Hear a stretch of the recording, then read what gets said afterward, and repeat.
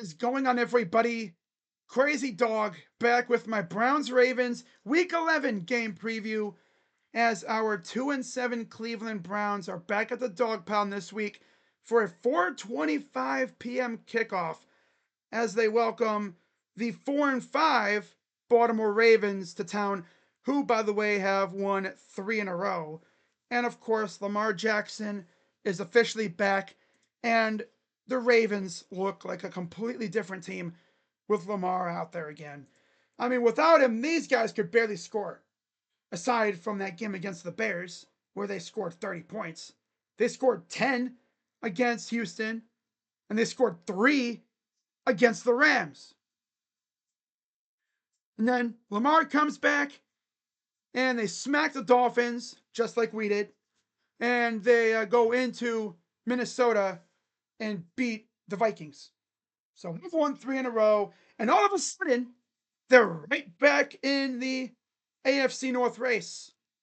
Because, of course, Pittsburgh decides to start stinking it up right as Baltimore gets Lamar back. So, yeah, it looks like the Ravens are going to probably take the AFC North lead at some point. And if you ask me, I don't see them giving it up if Lamar can stay healthy. Because, as you know, Lamar Jackson is the engine to that Raven offense. If he goes down, they're cooked. We saw it the last couple of years. Remember when Lamar Jackson got hurt late in the season? There was 2 straight years, and then the Ravens just fell apart because Tyler Huntley really couldn't do much. Look what they're like with Lamar as opposed to without him. Like I said, he's their engine. He makes them go. I'm not saying take out Lamar Jackson. I'm just saying that dude is an absolute dog. Kind of wish he wasn't on the Ravens so I can actually root for him, but it is what it is. Now, here's what's funny about this matchup, right? So you look at this series since Kevin Stefanski took over, the Browns have only been swept one time. That was 2020. Since then, we've split with them every year. Of course, most of those wins for the Browns have come at home, aside from 2023, where awkwardly enough, we lose at home and then beat the Ravens in Baltimore. Something that, of course, the Browns have rarely done since they came back. Of course, that was only because Deshaun Watson, with a bad ankle and bad shoulder, as we now know, went out there and led a legacy drive. And then, of course, what was it? The next day we find out, oh, yeah, he's out for the year. And we haven't been the same ever since. Now, you can argue a couple of those games were against Tyler Huntley, but still, we beat the Ravens in Cleveland, even though they had a backup quarterback, but still. Last year, we were actually able again to beat the Ravens in Cleveland. They had Lamar Jackson. They almost had us, not going to lie, but Jameis Winston, of course, went out and led a legacy drive of his own late in the game to secure the dub. That was huge, right? So, I don't know what to expect this week with Dylan Gabriel. I mean, we haven't really seen much. To be fair, he has done a good job of taking care of the ball, but a lot of his passes are like short to medium range, easy stuff for the defense to defend. He doesn't really throw the ball deep a lot. He actually threw the ball deep last week against the Jets for a touchdown to Jerry Jeudy, his first touchdown of the year. And yeah, I'm not really looking forward to this game, to be honest. But you know how the Browns play at home. Again, they play like a completely different team at home as opposed to on the road.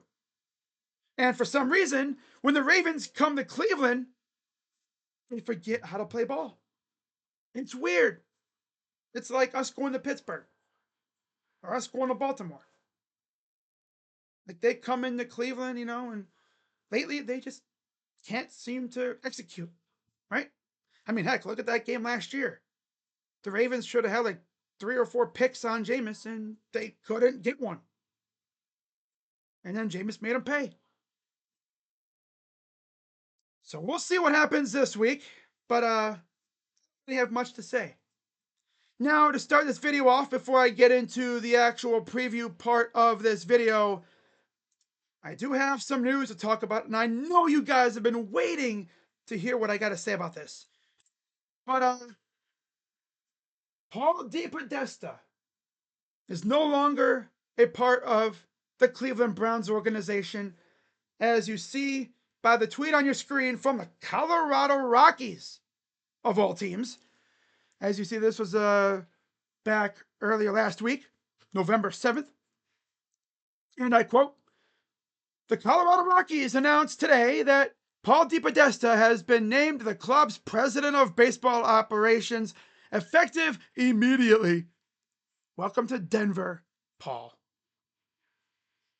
Now, essentially, he went from the Browns to a team that you could call the Browns of the MLB. Interesting. All I'm going to say about that is good luck, Rockies fans. Of course, for any Rockies fans tuning in and you want to know about this, he was one of the main architects of two of the worst years that Browns fans have ever seen. 1-31. That's partially on him.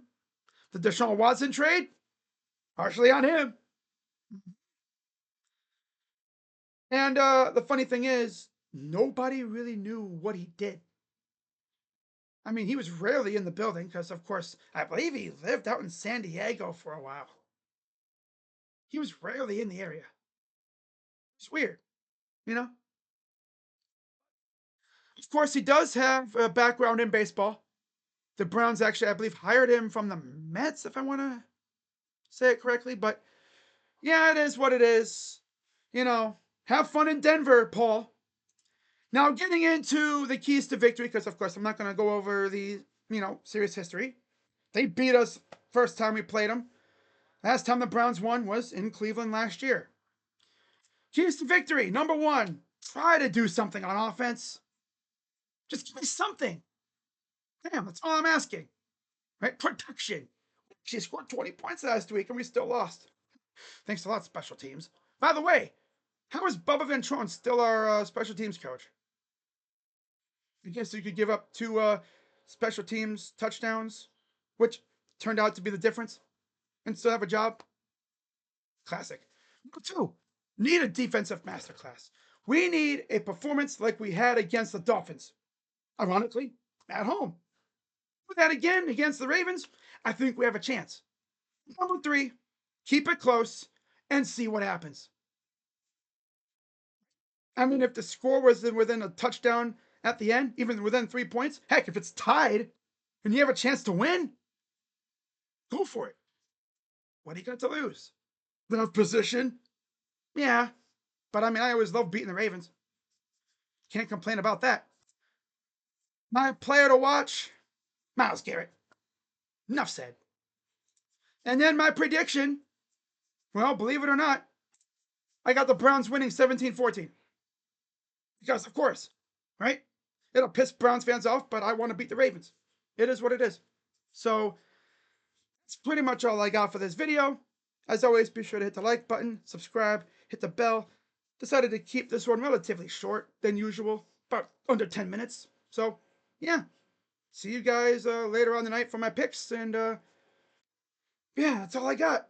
Keeping it short and sweet for y'all. I'm Crazy Dog. Let's go, Browns. I'll see you guys later.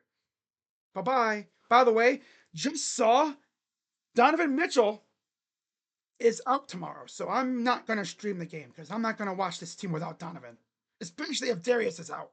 Oh my God. I am not watching tomorrow. I'm not going to stream. I'm going to watch. I'm not going to stream. So see you guys later. Go Browns. I'm Crazy Dog, and I'm out. Bye-bye.